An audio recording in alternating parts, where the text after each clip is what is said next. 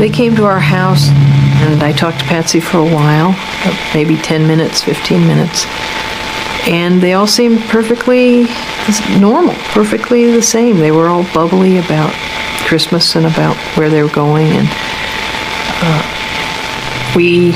my husband and I, waved goodbye to them as they drove home, and that was the last time we saw them as an intact family. Yeah, I think that someone is a very quiet area. You play back against it. You do that on top. You move back. En casi todos los relatos convencionales del caso de JonBenét Ramsey, se repite la misma narrativa, que JonBenét, su hermano mayor Burke y sus padres regresaron de la fiesta de Navidad de la familia White alrededor de las 9:30 de la noche, que ella se quedó dormida en el coche, que su padre la llevó a la cama, que todos fueron a sus respectivas habitaciones y que, en algún momento, un intruso entró y terminó con su vida. Pero, ¿y si algo o alguien faltara en esa línea de tiempo? Retrocedamos al 23 de diciembre de 1996. Apenas 2 noches antes de que JonBenét fuera asesinada, los Ramsey organizaron una fiesta de Navidad. Entre los invitados estaba Susan Stein, una amiga cercana de la familia, aunque Patsy después dijo a la policía que no eran especialmente íntimas. Esa noche, aproximadamente a las 10 de la noche, se realizó una llamada al 911 desde la residencia de los Ramsey. Cuando la policía llegó, fue rechazada nada menos que por Susan Stein, quien usó el intercomunicador de la casa para decirle al oficial que todo estaba bien y que podía irse. Nunca entró en la casa. ¿Por qué se hizo esa llamada al 911? ¿Por qué fue Susan y no John o Patsy quien respondió y utilizó el intercomunicador para comunicarse con la policía? ¿Y por qué este incidente fue ignorado en la línea de tiempo oficial del caso? Ahora añadamos esto. Burke Ramsey y Doug Stein, el hijo de Susan, estaban ambos en esa fiesta. También JonBenét.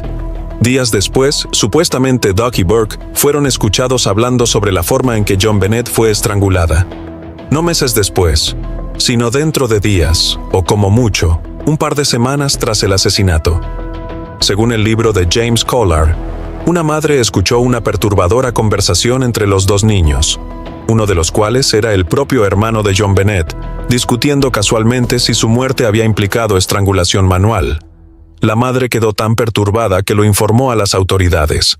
Esa conversación entre dos niños de 10 años ha sido desestimada por algunos como simple morbo infantil, pero otros lo interpretan de otro modo.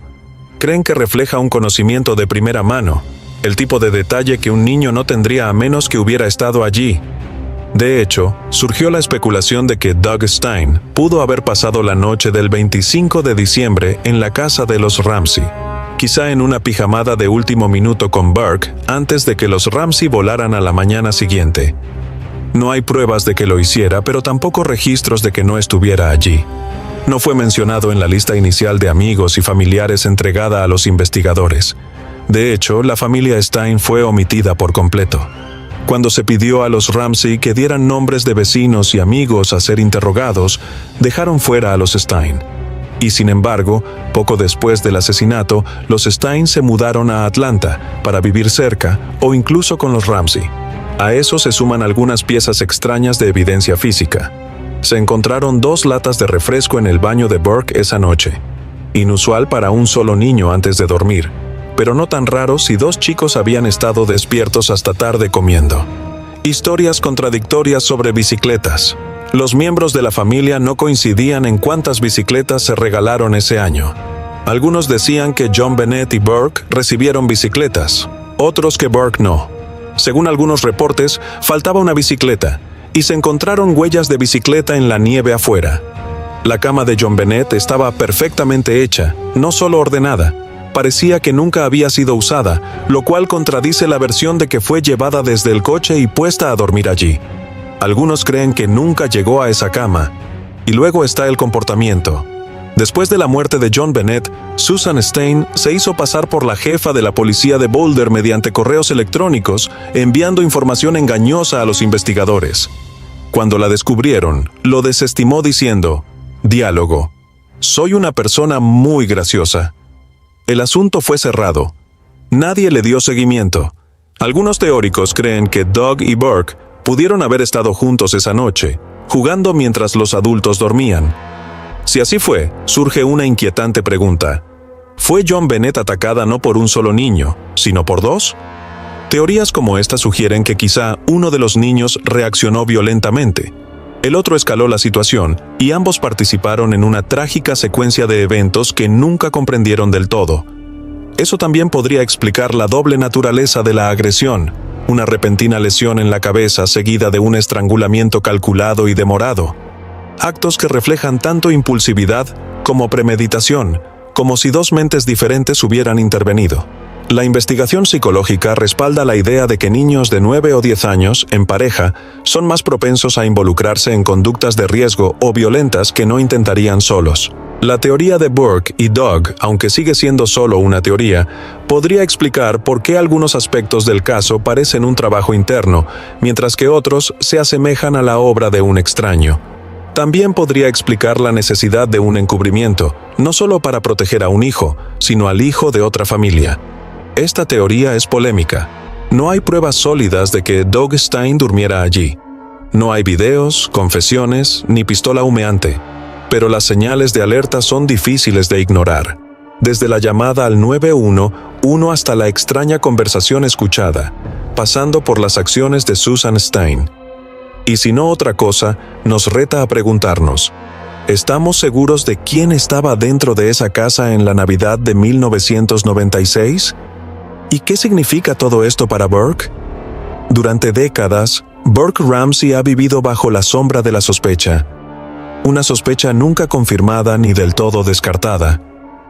Mientras gran parte del público se concentra en la nota de rescate, el garrote y el circo mediático, lo que suele perderse son los pequeños detalles.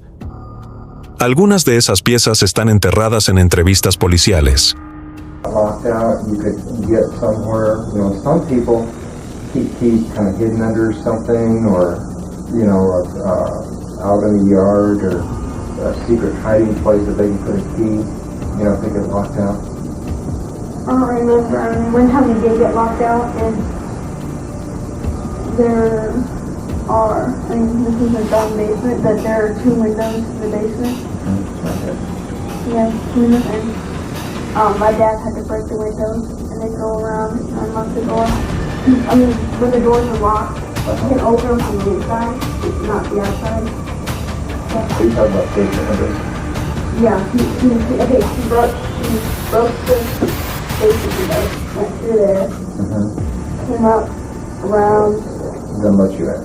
Yeah, then I think it was the front door went. Were you with him when that happened? When he had to get in that way? Yeah, I was with him, but I didn't actually go in. No, Okay. you waited for it. I don't know where exactly that. Okay. This is the front door of the store. Okay, so he had to. Otros detalles aparecen en comentarios de amigos, empleadas domésticas o incluso del propio Burke, y aunque ninguno prueba culpabilidad, sí abren importantes preguntas sobre lo que realmente ocurrió esa noche y quién podría haber sabido más de lo que dijo. Bien, echemos un vistazo a algunas cosas menos conocidas pero muy reveladoras que quizás no sepas sobre Burke Ramsey, y podrás decidir por ti mismo si significan algo, o nada en absoluto.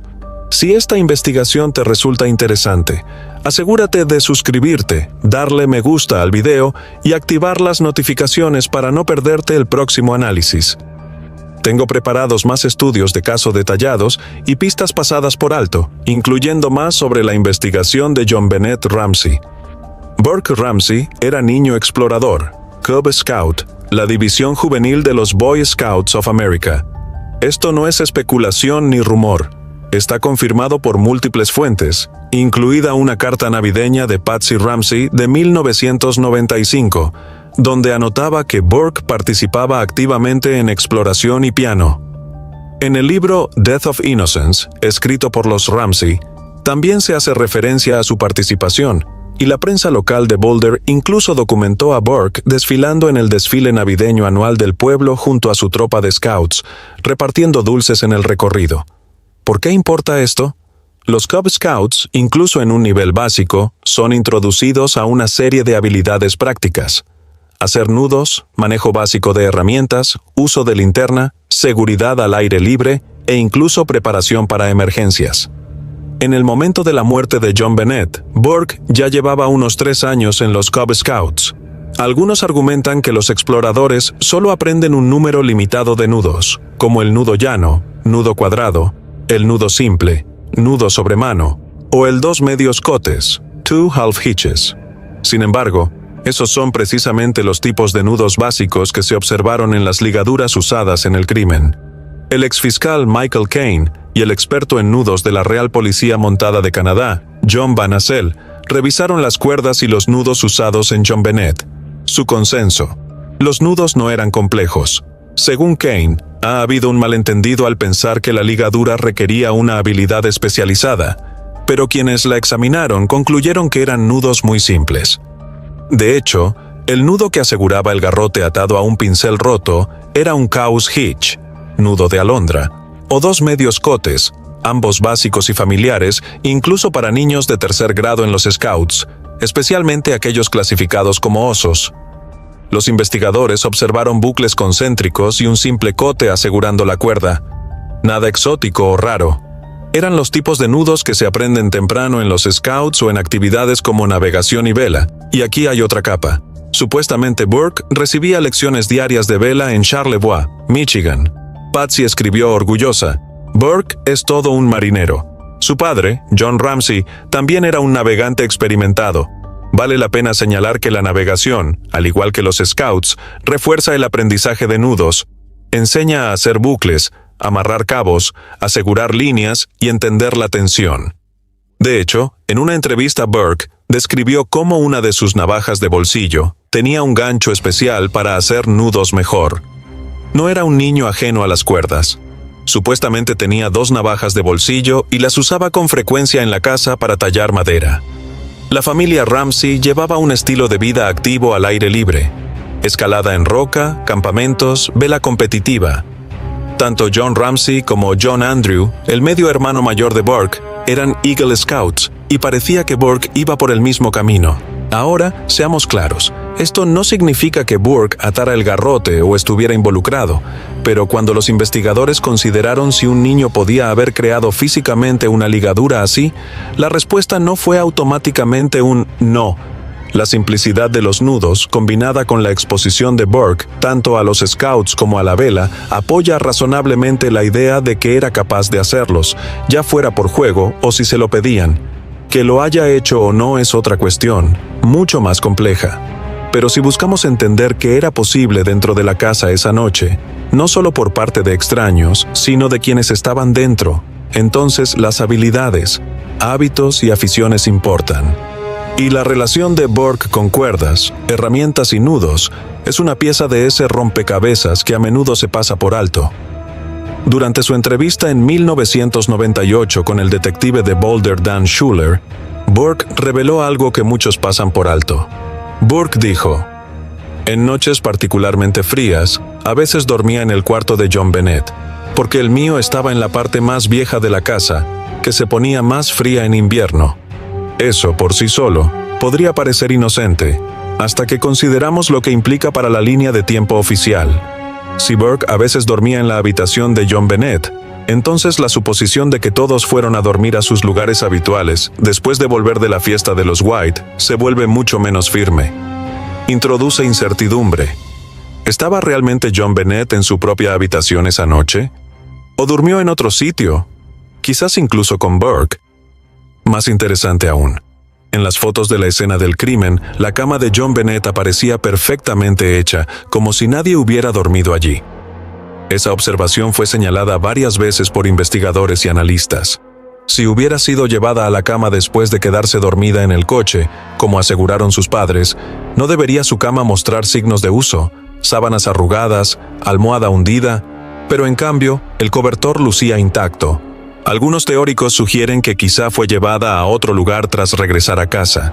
Y si su cama no fue usada, pero la de Burke sí, surge una pregunta incómoda pero crucial. ¿Dónde estuvo John Bennett entre el momento en que volvieron a casa y el instante de su muerte? sumando al misterio. Burke también afirmó en esa misma entrevista que una Navidad John Bennett durmió en su cuarto para que él pudiera despertarla temprano y abrir regalos. Eso muestra que estaban acostumbrados a doblar las reglas de la hora de dormir, especialmente en vacaciones. Una vez más, la pregunta se repite: ¿fueron los arreglos de sueño en la noche del asesinato realmente lo que el público fue llevado a creer?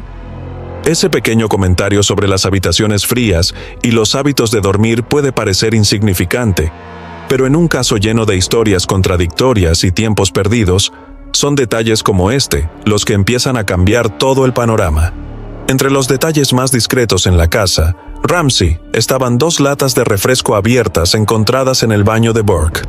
Apenas fueron mencionadas. No fue un capricho típico de la infancia. No se rió. No pidió un reemplazo. Simplemente lo rechazó con firmeza y sin discusión. La reacción fue inmediata y llamó la atención. Para algunos, sugería una aversión a la contaminación o una sensibilidad acentuada hacia los límites personales. Otros lo vieron como un posible signo de tendencias obsesivas o rigidez social.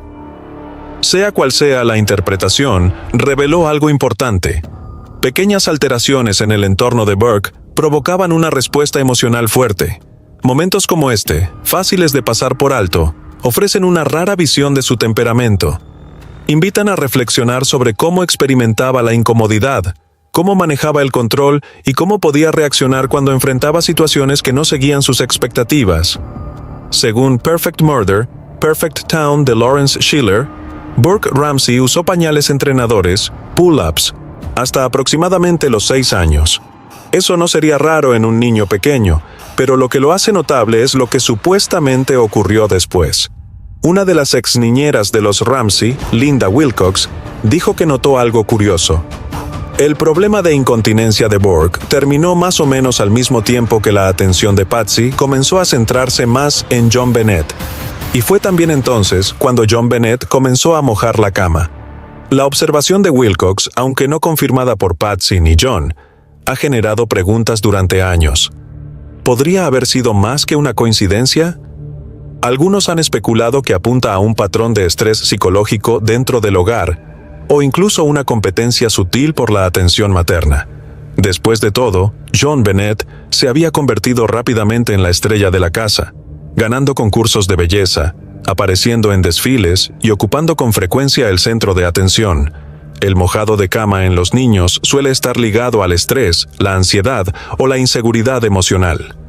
Si ambos pasaron por esto en distintos momentos, estrechamente relacionados con los cambios en la atención y afecto dentro del hogar, podría sugerir tensiones más profundas, especialmente en la dinámica entre hermanos. Esto importa porque alimenta una de las teorías más persistentes en el caso: que una rivalidad fraterna o un momento de frustración pudo haber desempeñado un papel en los trágicos sucesos de esa noche. Al examinar el comportamiento de Burke en los años previos a la muerte de John Bennett, destacan 2 incidentes, no porque den respuestas directas, sino porque ofrecen una rara mirada a las tensiones subyacentes que pudieron haber existido en la casa Ramsey. El primero involucra un patrón de comportamiento inquietante y poco discutido: el historial de Burke de untar heces. No fue un incidente aislado.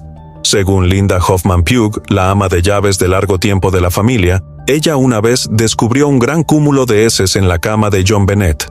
No estaba allí por accidente. Había sido colocado deliberadamente. Ella también afirmó que Burke tenía la costumbre de ensuciar las paredes del baño y que tenía dificultades con la higiene básica mucho más allá de la edad en la que ese comportamiento es típico. Otra cuidadora, Geraldine Voda, reportó un evento similar. Recordó que le pidieron limpiar heces de una pared del baño durante una visita familiar. La solicitud se hizo con naturalidad, sin preocupación aparente por el comportamiento. Lo más alarmante fue lo reportado tras la muerte de John Bennett.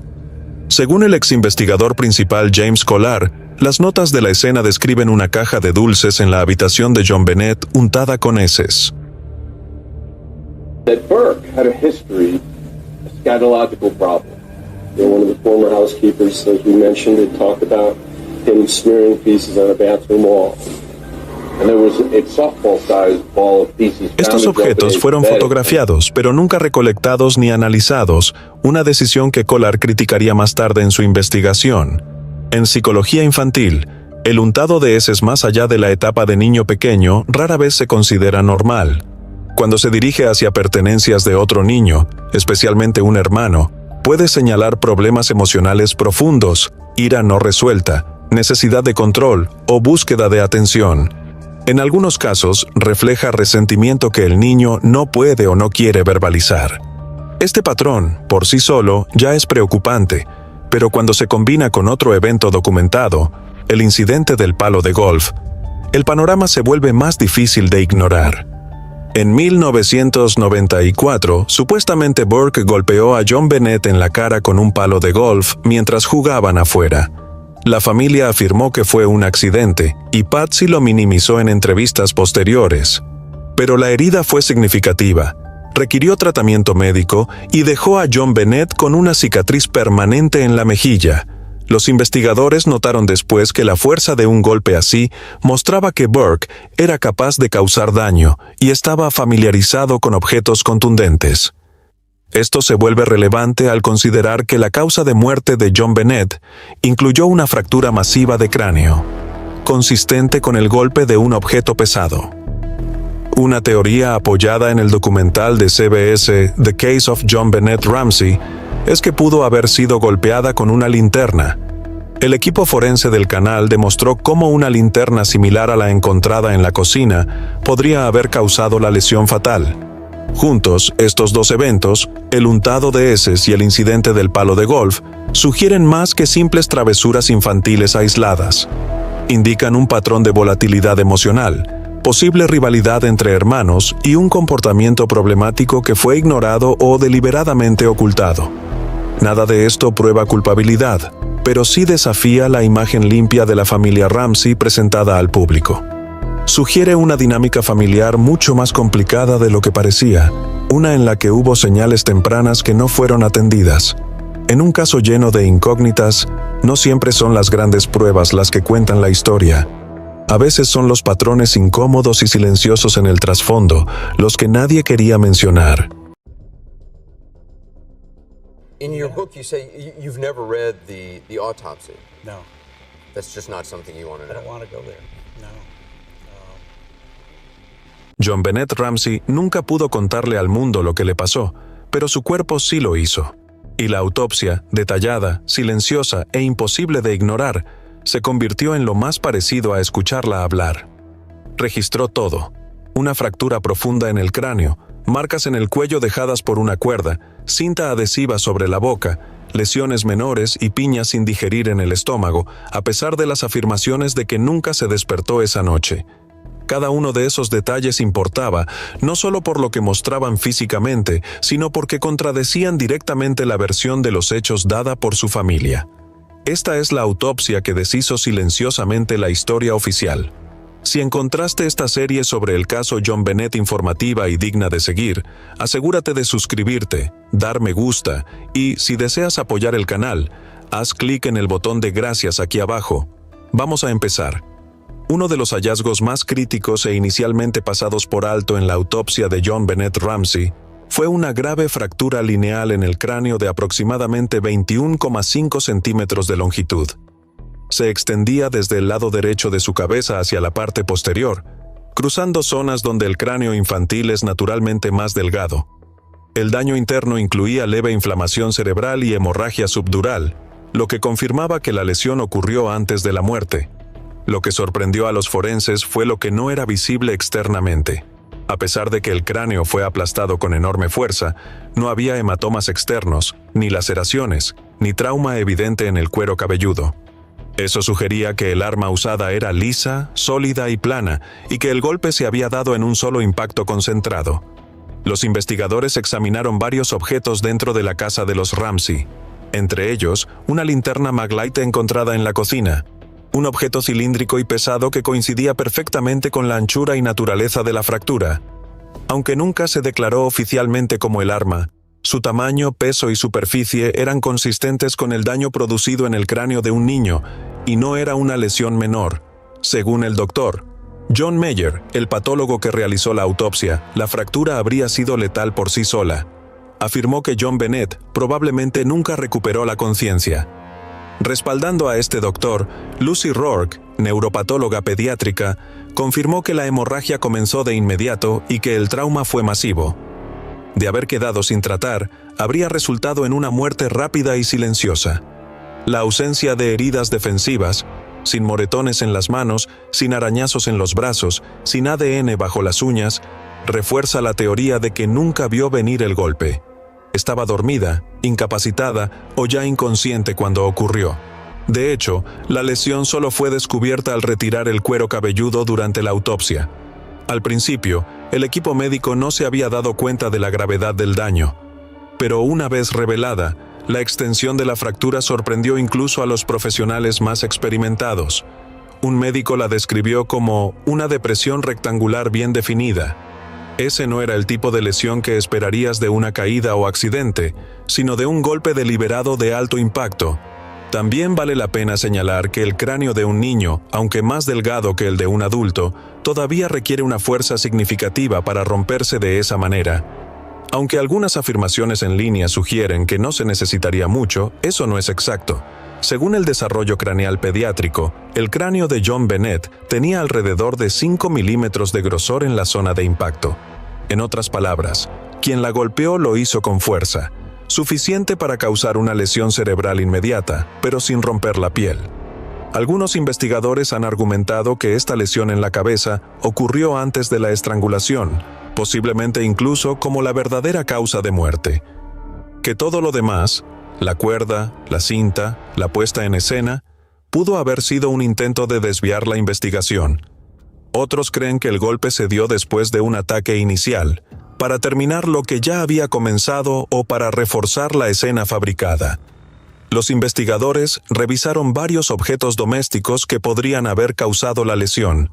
Entre ellos, la linterna Maglite encontrada en la cocina, pesada, cilíndrica y, lo más importante, lisa. Su forma y peso coincidían con la fractura, profunda, limpia y sin hematomas externos. Aunque nunca se etiquetó oficialmente como el arma, sus dimensiones coincidían casi exactamente. Luego estaba el bate de béisbol, normalmente guardado en el garaje. Más específicamente, tenía fibras que coincidían con la alfombra del sótano donde se halló el cuerpo de John Bennett. Eso generó dudas.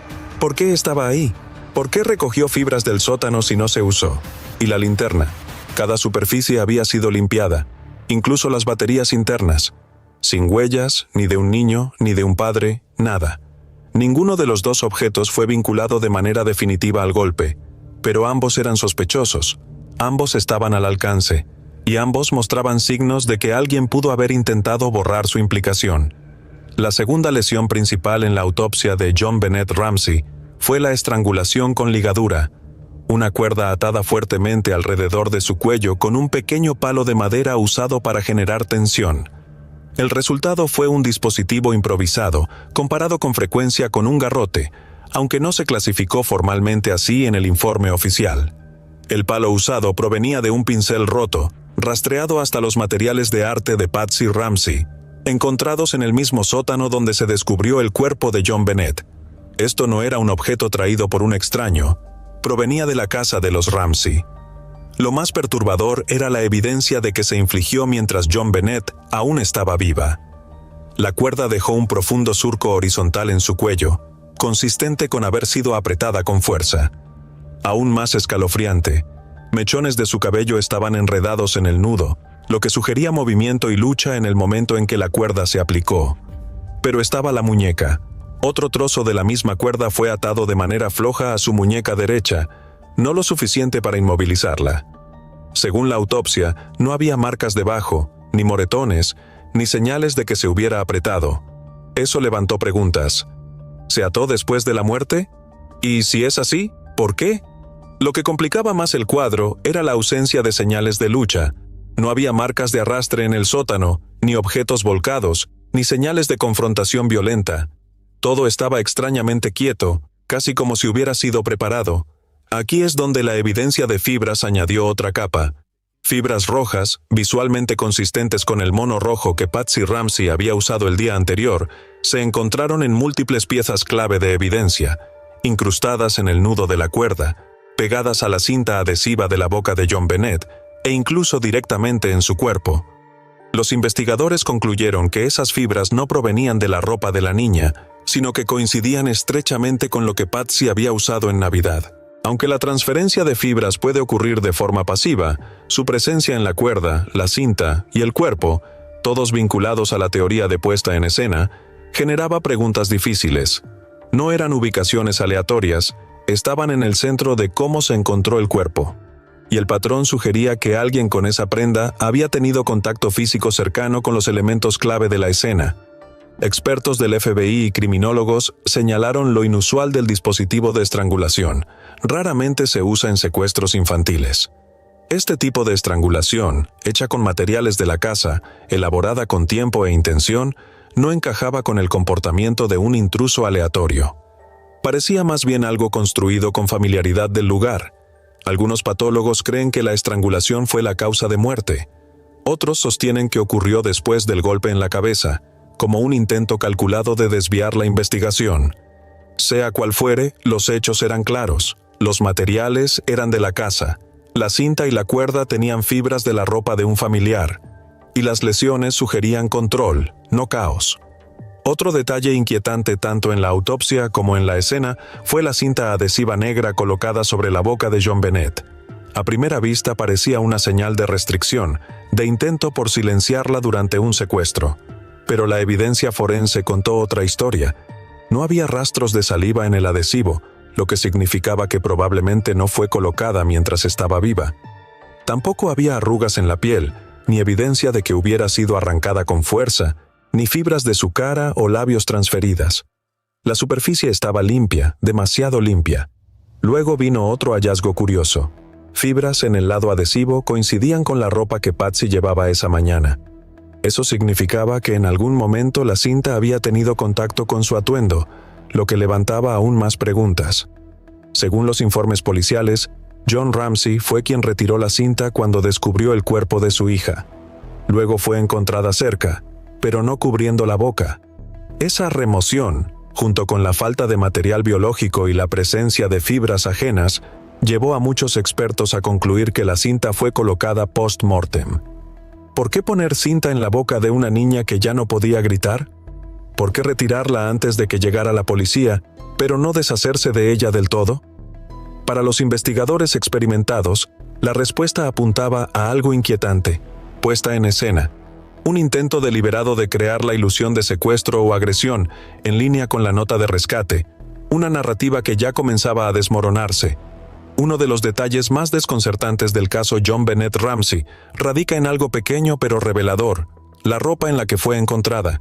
Según el informe de autopsia, John Bennett estaba vestida con una camiseta blanca de manga larga con una estrella plateada de lentejuelas en el frente, ropa interior larga y un par de calzones blancos con estampado de capullos de rosas y la palabra Wednesday cosida en la pretina. Parte de un set de novedad vendido en Bloomingdale's. Pero lo que llamó la atención de inmediato fue la talla. La ropa interior era talla 12 a 14, demasiado grande para una niña de 6 años. Patsy Ramsey dijo después a los investigadores que había comprado esa ropa interior en Nueva York como regalo de Navidad para su sobrina de 12 años, Jenny. Afirmó que John Bennett había visto el conjunto, lo había encontrado bonito e insistió en quedarse con un par para sí misma. En la superficie, suena como una anécdota inocente. Pero bajo escrutinio, esa explicación solo añadió más preguntas. Si era un regalo, ¿por qué el paquete estaba abierto? ¿Por qué esa fue la única prenda interior usada, cuando en la habitación de John Bennett, justo arriba, habría habido opciones de la talla correcta? Y si la niña ya había sido acostada con otra ropa, ¿por qué vestía un conjunto completamente distinto cuando fue hallada? Se informó que John Bennett fue puesta en cama con un suéter de cuello alto rojo, algo que Patsy mencionó varias veces. Esa prenda fue hallada después en el lavabo del baño, pero no estaba en John Bennett. En su lugar, ella llevaba la camiseta blanca con lentejuelas, y nadie parecía saber cuándo o por qué ocurrió ese cambio. Y luego está la condición de la ropa. La ropa interior y la ropa térmica estaban empapadas de orina, un detalle que suele minimizarse como enuresis infantil, pero que los patólogos forenses han reconocido durante mucho tiempo como una reacción fisiológica común al miedo extremo o a la muerte. No es un simple accidente de comportamiento, es el cuerpo apagándose bajo el estrés. A pesar de esto, sus capas exteriores parecían extrañamente intactas. No había señales de lucha, ni tela desgarrada, ni sangre en la ropa. Todo lo que llevaba parecía elegido deliberadamente y colocado con cuidado, en silencio. Esta combinación de factores, la ropa interior demasiado grande, el cambio inexplicable de camiseta, la ubicación del suéter en el baño y la apariencia ordenada del cuerpo, llevó a muchos investigadores a cuestionar si JonBenét había sido vestida de nuevo tras la muerte. No existe una prueba definitiva de que eso ocurriera, pero lo que permanece indiscutible es que la ropa con la que murió no era la misma con la que se fue a la cama, y que alguien, por alguna razón, tomó la decisión de vestirla de un modo que no correspondía ni a su talla, ni a su rutina, ni a la línea de tiempo que su familia había dado a la policía. Es un detalle pequeño, pero que habla mucho. Un detalle que no grita, susurra. Y lo que susurra es simple. Algo aquí no encaja. Entre los detalles más discretos pero íntimos listados en el informe de autopsia de JonBenét Ramsey, hubo algunos objetos que por sí solos podían parecer insignificantes, pero en conjunto planteaban inquietantes preguntas. Llevaba una pequeña pulsera de metal amarillo grabada con su nombre y una fecha. 25 de diciembre de 1996, Navidad, el mismo día en que se encontró su cuerpo. Más tarde, los investigadores supieron que la pulsera fue un regalo de su madre, Patsy, entregado a JonBenét la noche anterior durante la celebración familiar de Nochebuena. Alrededor del cuello tenía un delicado collar con cruz de oro, supuestamente regalo de un amigo cercano de la familia. Era una pieza simple, pero encajaba con la imagen cuidadosamente pulida de una reina de certámenes de 6 años, elegante, arreglada, siempre lista para ser vista. Pero luego vino el detalle que no encajaba. Un pequeño corazón rojo dibujado débilmente con tinta en la palma de su mano izquierda. Nadie lo explicó públicamente. Nadie admitió haberlo dibujado. No estaba borroso como habría ocurrido si hubiera estado jugando o durmiendo. Y nunca se encontró un marcador rojo en la escena del crimen. Sin embargo, ahí estaba, silencioso, extraño y completamente sin explicación. Fue encontrada completamente vestida, con el peinado aún ordenado, las joyas cuidadosamente colocadas y un símbolo de afecto, o intención, dibujado en la piel. No eran simples restos de la noche anterior. Para algunos investigadores parecían elecciones deliberadas hechas después de la muerte, por alguien que quería que se la viera de cierta manera, mantener su imagen o quizá enviar un mensaje. El corazón rojo, la cruz dorada, la pulsera de Navidad. Ninguno era esencial para el crimen, pero ninguno parecía accidental tampoco.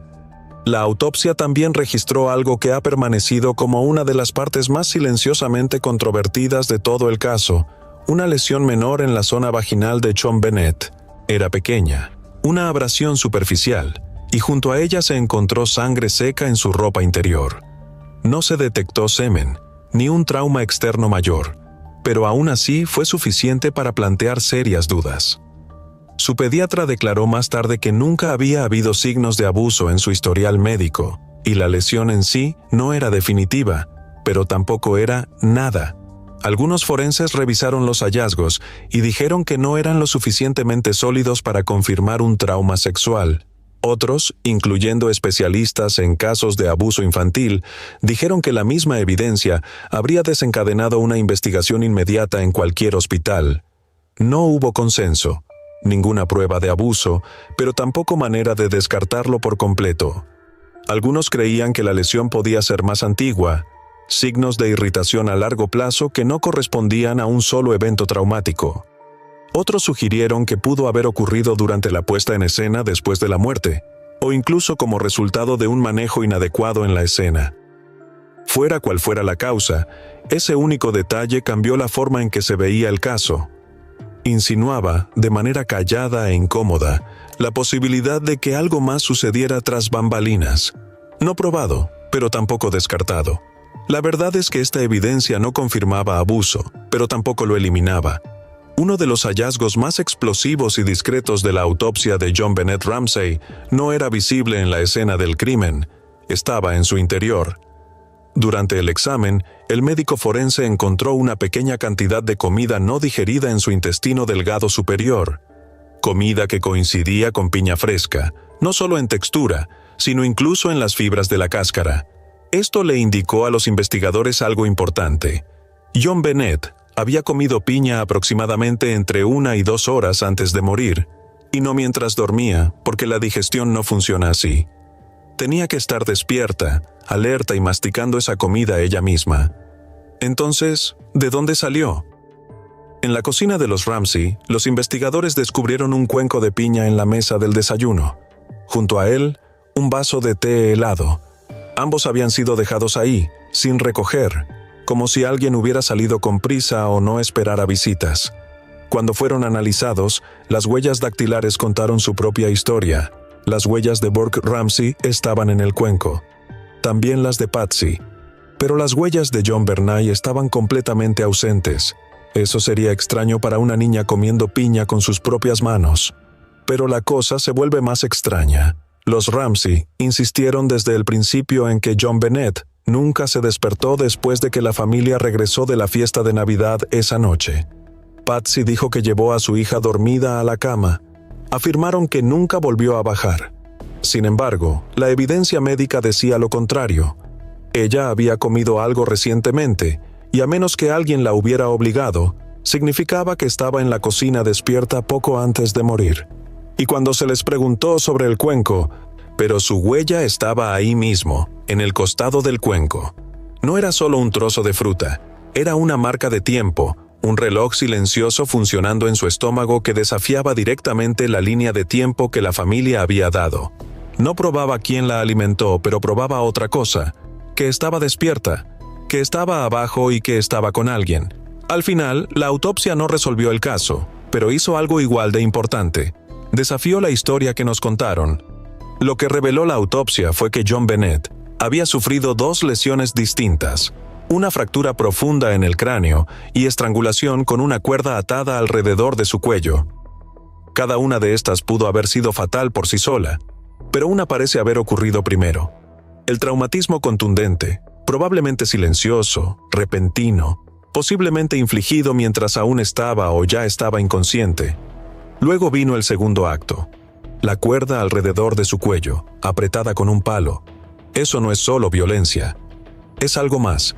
Una colocación deliberada, una puesta en escena. Muchos expertos creen que no estaba destinado a matarla. Estaba destinado a contar una historia diferente. Súmale a eso la ausencia de heridas defensivas y la posibilidad de que ella ni siquiera lo haya visto venir, y empiezas a ver cuán cuidadosamente pudo haber sido planeado, o al menos cuán cuidadosamente alguien quiso que pareciera. Luego está la piña aún en su sistema digestivo, sin digerir, lo que significa que John Bennett estaba despierta. Había comido algo, probablemente en la cocina, en algún momento dentro de la hora o poco más antes de morir. Pero sus padres insistieron en que estaba dormida todo el tiempo, que nunca se despertó después de la fiesta de Navidad. Esa contradicción importa, porque coloca a ella y a alguien más, despiertos y activos en la casa, cuando supuestamente estaba dormida en la cama. Y luego está el vacío que une todo esto. No hay hora de la muerte. Nada oficial, nada registrado, solo un vacío. Eso fue lo que hizo que este caso quedara tan abierto a dudas, sospechas y teorías interminables. Porque sin una línea de tiempo, no se puede confirmar una coartada. Y sin una explicación completa de sus lesiones, no se puede confiar en la historia que nos dieron. Así que, no, la autopsia no nombró a un asesino, pero nos dijo algo igual de importante. La versión de los hechos que se nos contó no coincidía con su cuerpo. Y eso nos lleva al final de este análisis en profundidad. Si te pareció esclarecedor, no olvides dar me gusta, suscribirte y activar la campanita para que no te pierdas ninguna actualización. Gracias por ver y nos vemos en el próximo.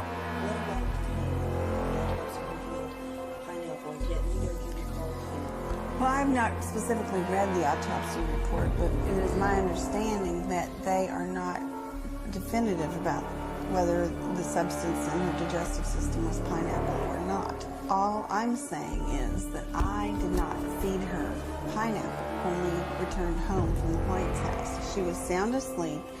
She was put in her bed and tucked in good night. Estamos hablando del caso de homicidio de un menor sin resolver más conocido del mundo, el de JonBenét Ramsey. Casi 3 décadas después, no solo se siguen publicando extensos reportajes en prensa escrita, sino que también en televisión abundan documentales que intentan desentrañar una verdad que ha sido esquiva, saber de una vez por todas quién acabó con la vida de la pequeña reina de belleza de 6 años en su casa en Boulder, Colorado, el 26 de diciembre de 1996. A lo largo de los años se han barajado múltiples nombres como sospechosos, incluyendo a los padres de la menor, John y Patsy Ramsey, y a su hermano mayor Burke, que por ese entonces tenía 9 años y quienes fueron liberados de toda responsabilidad al no encontrarse pruebas directas que los incriminaran. Pero hoy, 20 años después, por primera vez su hermano ha hablado para los medios de comunicación, y lo hizo en una entrevista para el Dr. Phil, la cual sobrepasa todo raciocinio humano por su extraño comportamiento, riendo todo el rato incluso en las preguntas más delicadas. Pero antes de analizar dicha entrevista, tenemos que ponernos un poco en contexto. Sin duda, JonBenét Ramsey era la reina de los concursos de belleza de la década de los 90. Ganó grandísima popularidad a lo largo y ancho de Estados Unidos, pero como ya dije en el video sobre el caso de Madeleine, estos certámenes corrompen lo mejor y atraen a lo peor. La niña provenía de una familia acomodada. Su padre por ese entonces era un hombre de negocios, presidente y jefe ejecutivo de una compañía de servicios informáticos. Su madre se dedicaba al hogar, pero había sido reina de belleza en su juventud y fue la responsable de inculcar a la pequeña en estos certámenes, en los cuales obtuvo diversos e importantes títulos en los concursos de belleza en su breve pero intensa carrera. Aunque de esto hablaré con más detalles a continuación. El 26 de diciembre todo acabó para JonBenét, y empezó para los otros miembros de la familia. Patsy bajó temprano a la cocina para preparar el desayuno, pero esto se vio interrumpido cuando la mujer recogió en medio de las escaleras una nota escrita. Era una nota de rescate anunciando el secuestro de su hija.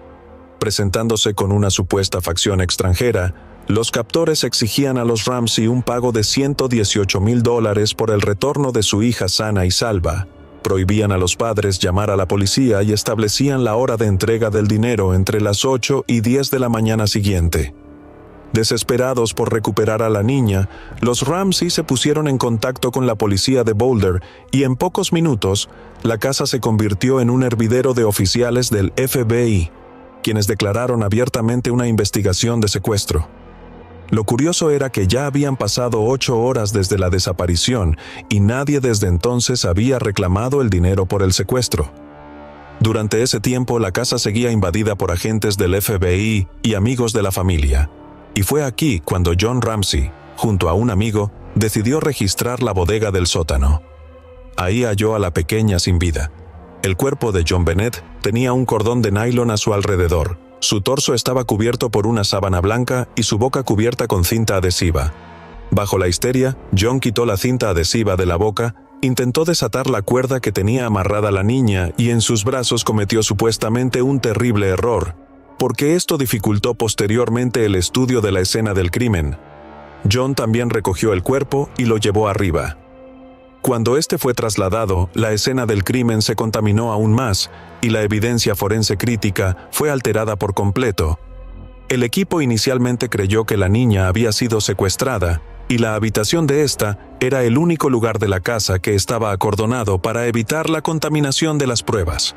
Así que no tomaron precauciones en el resto de la casa hasta que llegó, horas más tarde, el equipo forense.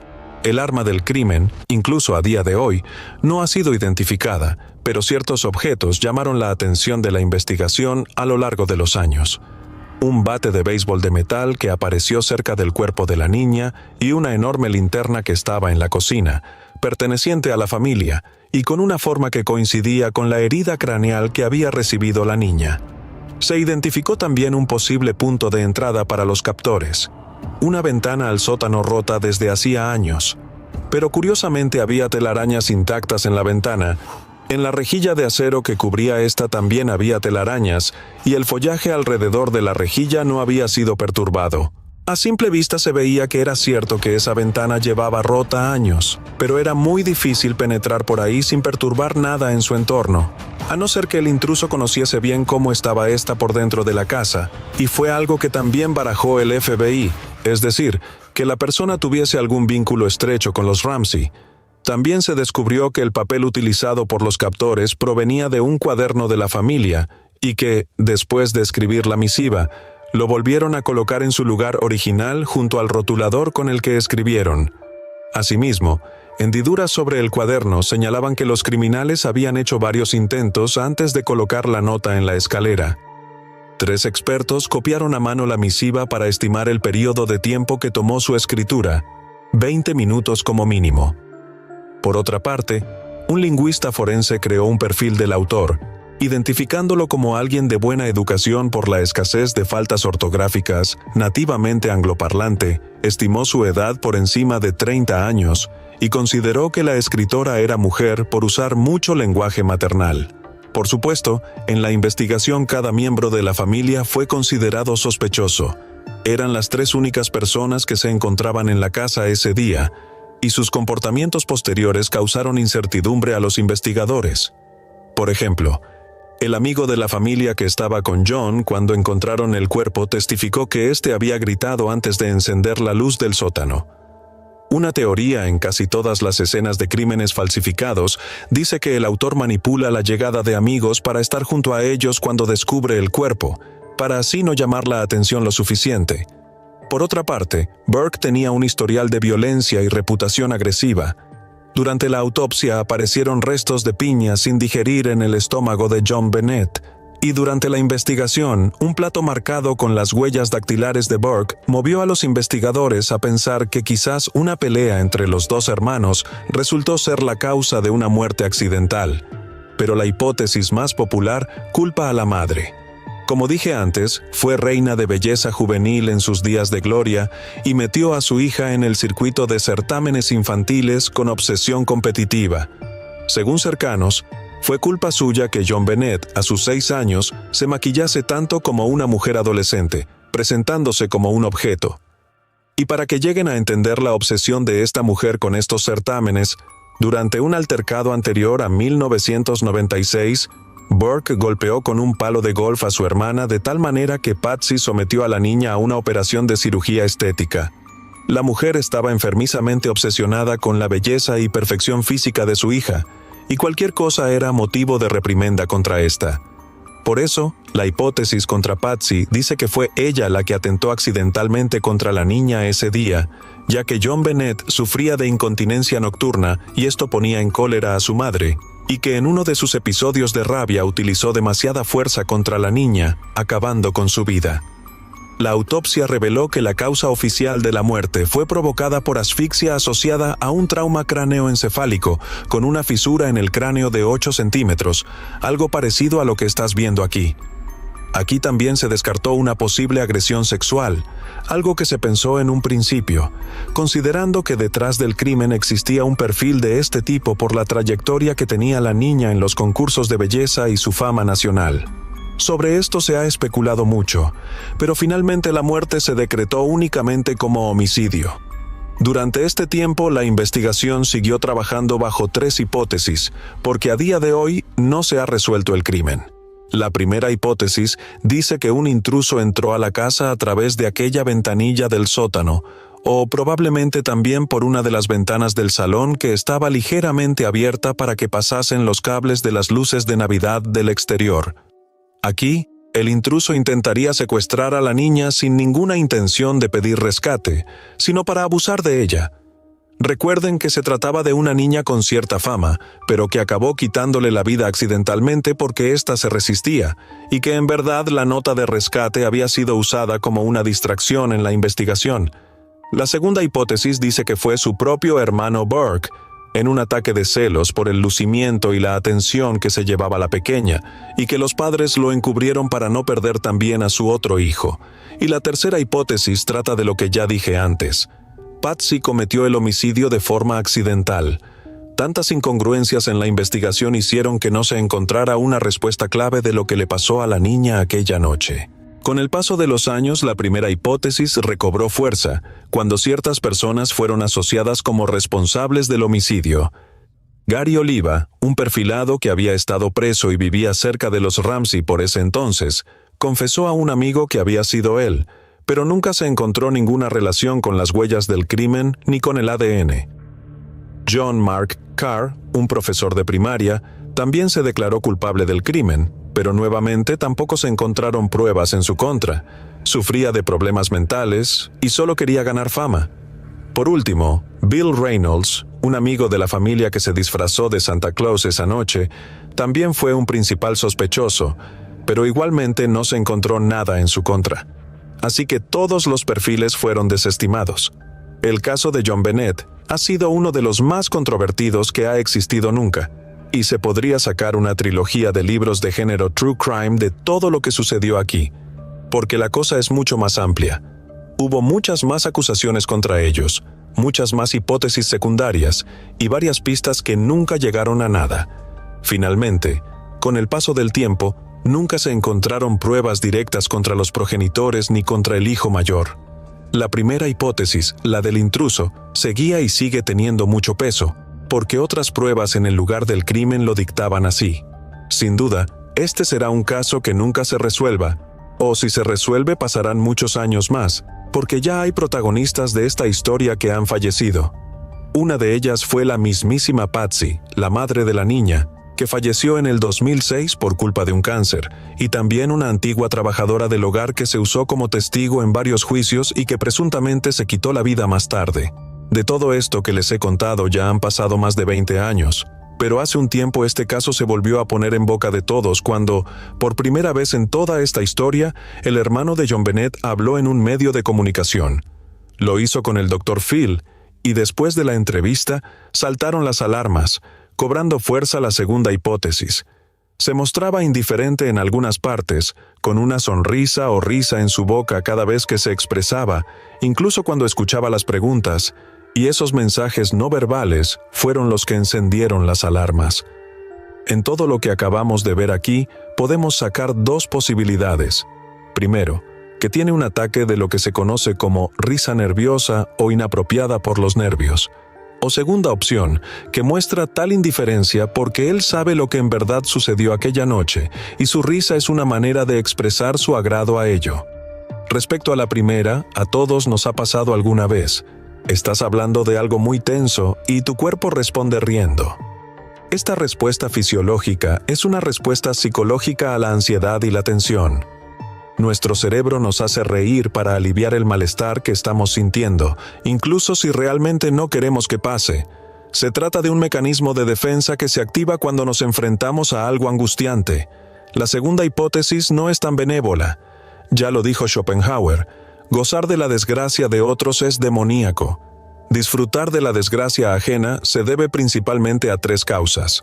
La agresión, es decir, regocijarte de que tú ganas y el otro pierde. El sentimiento de justicia al ver roto a alguien que consideramos que se lo merece. Y por último, una rivalidad personal profunda motivada por la venganza, la envidia o el rencor. Así que de estas posibilidades podemos sacar dos hipótesis. Primero, si analizamos el contexto, estamos hablando de una persona que nunca antes había realizado una entrevista para los medios de comunicación, y aquí no se trata de una entrevista cualquiera.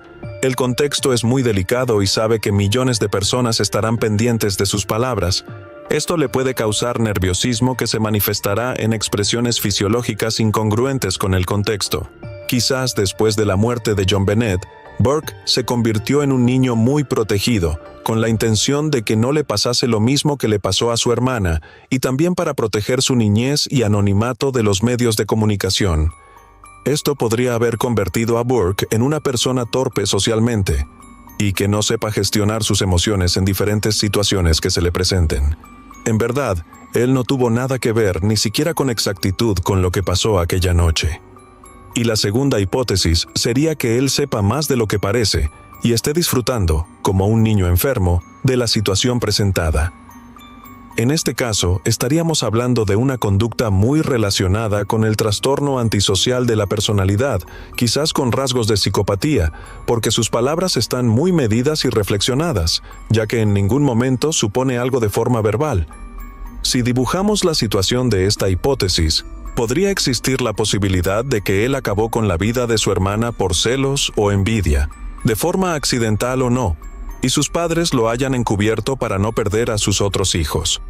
O quizás fue su madre la partícipe de tal homicidio y éste lo sepa, pero nunca lo dirá porque nunca ha sentido remordimiento por lo sucedido, ya que tenía sentimientos contradictorios hacia su hermana.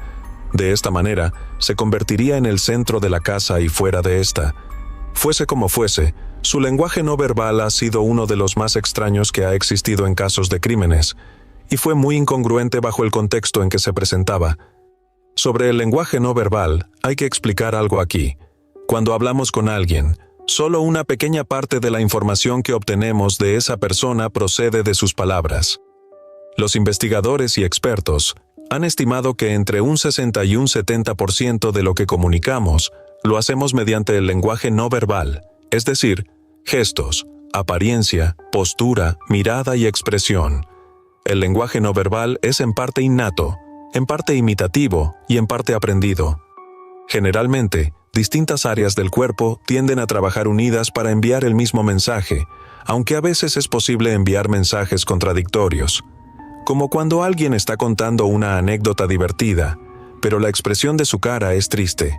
Esto puede ser debido, por ejemplo, a que mientras habla está pensando en otra cosa, tal vez en lo siguiente que va a decir, y la expresión de su cara se corresponde con lo que está pensando y no con lo que está diciendo, de manera que deja perplejo a su interlocutor.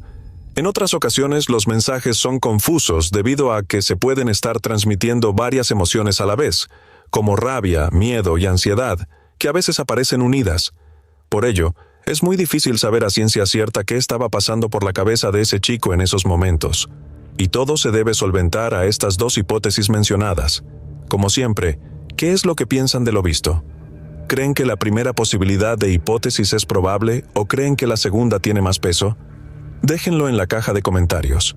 Como dije antes, este caso es muy extenso porque pasaron muchísimas cosas.